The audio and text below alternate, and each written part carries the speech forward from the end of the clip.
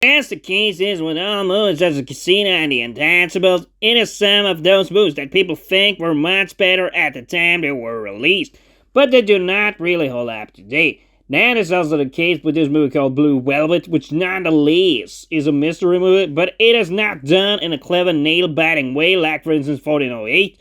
But we will get all down to that today. I can see why people may like this one, other than the aforementioned reason that it looked better at the time it was released. Because in many ways the movie is quite unique, and you do not see a lot of movies done this way when it comes to new movies today. Where the point seems to be to create this rather psychological fear factor you should feel in a man, with the burning light, with the lips, and the cut out ear.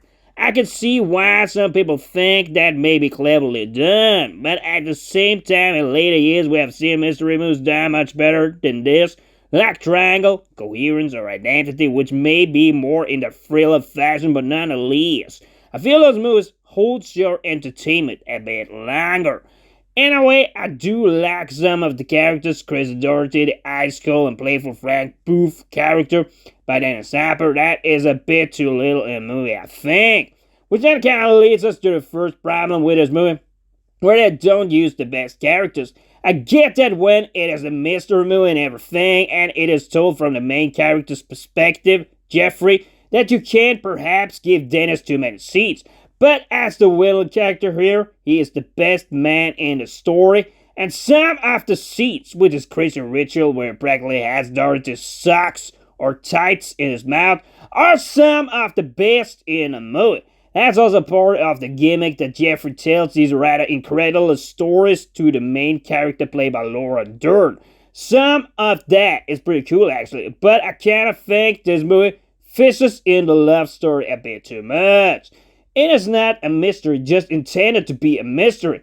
It is some read between the lines kind of thing all the time when the characters say to each other, for example, it is a strange world, and that's also something they say at the ending.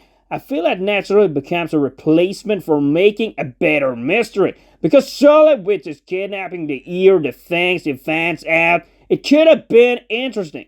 But when it ends up with him sneaking in the apartment, him lusting for this woman at the same time as he likes another, I feel we just swim into a world of a more love and feelings kind of mystery rather than focusing on what really went on with the kidnapping and how it went down. Of course, then, you would have had to include Dennis Hopper and his Allegiance people in the movie a lot more, and perhaps solid less from the perspective of Jeffrey. But then I think this movie could have been more interesting and it would have taken a darker turn. The other main problem with this movie and how it does not hold up today shines through in the way you see the lack of intensity, because it is cool when they do this joyride when the main character is beat down or left for dead, and you get to see some brutal violence and the main character breaking a sweat. That's something we dig in those types of movies. But I just wish it was more time for that. Basically, more time for violence, less time for love, and you would have had a much darker mystery movie, where perhaps Dennis Hopper came after the main character another time in the movie, holding him out against the cliff or something. That's just an idea I'm throwing out of thin air, but the movie do lack tension and intensity, although you can't say when he hides in the closet, when he is saved by the man in the ending, and he ends up killing him. You can't say some of those scenes are pretty entertaining. A third problem with this movie, I think, has to be how the mood not always are backed up with good scenes.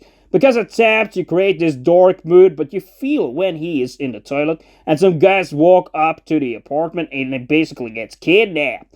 When he goes into his office to talk to the policeman trying to avoid the guy he saw the day before when he was at this joyride, that is perhaps something that you can say when the mood works, but not when Dorothy goes all hysterical and it becomes all about the main character comforting her, and it really does not happen a lot in the movie.